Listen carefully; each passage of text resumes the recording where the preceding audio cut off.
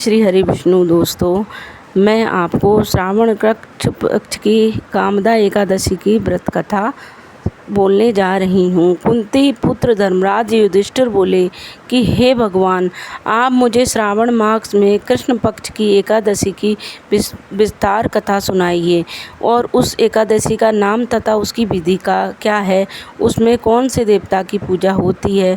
श्री कृष्ण भगवान बोले, हे राजन, मैं एकादशी की कथा कहता हूँ, उसे ध्यानपूर्वक सुनो।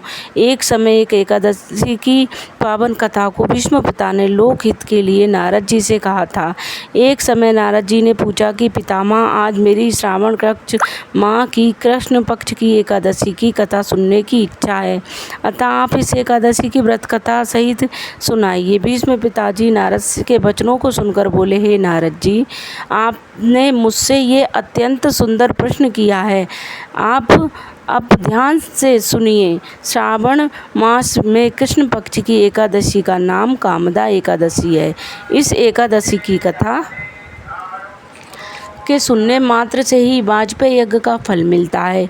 कामदा एकादशी के व्रत में शंख चक्र गदाधारी विष्णु भगवान की पूजा की जाती है। जो मनुष्य इस एकादशी को धूप दीप नैवेद्य से आदि भगवान की पूजा करते हैं, उसे गंगा स्नान के फल से भी बड़ा फल मिलता है।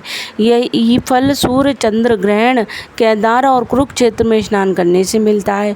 श्री विष्णु भगवान के पूजन का फल समुद्र और वन सहित पृथ्वी दान करने और सिंह राशि वालों को गोदावरी नदी में स्नान करने से फल से भी अधिक होता है। व्यतिपात में गंडक नदी के स्नान करने में जो फल मिलता है, वह फल भगवान की पूजा करने से ही मिल जाता है। भगवान की पूजा का फल श्रावण मास के कृष्ण पक्ष की एकादशी के फल में के बराबर है। अतः भक्ति पूर्वक भगवान की पूजा बन सके तो श्रावण कृष्ण माह की कृष्ण पक्ष की कामदा एकादशी का व्रत अवश्य करना चाहिए। आभूषण से युक्त बछड़ा सहित गोदान करने से जो फल मिलता है, वह फल कामदा एकादशी के व्रत से मिल जाता है। जो उत्तम द्विज श्रावण मास के कृष्ण पक्ष की कामदा एकादशी व्रत करते हैं तथा श्री विष्णु भगवान की पूजा करते हैं, उससे समस्त वेद नाग किन्नर पितृ आदि की पूजा हो जाती है। हे नारद, स्वयं भगवान ने अपने मुख से कहा कि मनुष्य को अध्यात्म विद्या से जो फल मिलता है, उससे अधिक फल कामदा एकादशी का व्रत करने से मिल जाता है।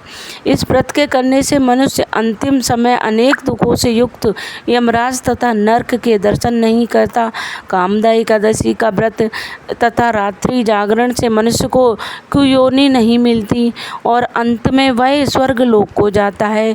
जो उत्तम मनुष्य श्रावण माह के कृष्ण पक्ष की कामदा एकादशी का व्रत करते, भक्ति पूर्वक करते हैं, श्री विष्णु भगवान की पूजा करते हैं, वे संसार में रहते हुए भी इस प्रकार के दुखों से अलग रहते हैं।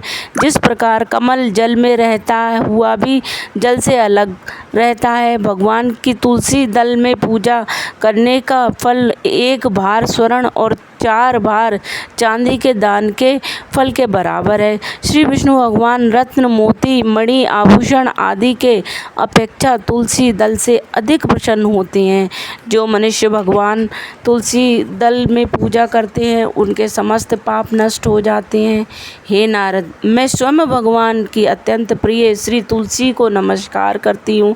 तुलसी जी के दर्शन मात्र से मनुष्य को समस्त पाप नष्ट हो जाते हैं और शरीर के स्पर्श मात्र से ही मनुष्य पवित्र हो जाता है। तुलसी जी को जल से स्नान कराने से मनुष्य की समस्त यम यातनाएं नष्ट हो जाती हैं। जो मनुष्य तुलसी जी के भक्ति पूर्वक भगवान के चरणों में कमल को अर्पित करता है, उसे मुक्ति मिलती है। जो मनुष्य एकादशी के दिन भगवान के सामने दीप जलाते हैं, उनके पितृ स्वर्गलोक में सुधा का पान करते हैं। जो मनुष्य भगवान के सामने घी या तेल का दीपक जलाते हैं, उनको सूर्य लोक में भी सहस्त्रों दीपकों का प्रकाश मिलता है। इस व्रत के करने से ब्रह्म हत्या, ब्राह्मण हत्या आदि सभी के पाप नष्ट हो जाते हैं और जो मनुष्य इस व्रत को करते हैं, वे इस लोक को सुख भोग कर विष्णु लोक को जाते हैं। इस कामदा एकादशी के महात्म्य के श्रवण का पठन मनुष्य शरण लोक स्वर्ग लोक को जाते हैं।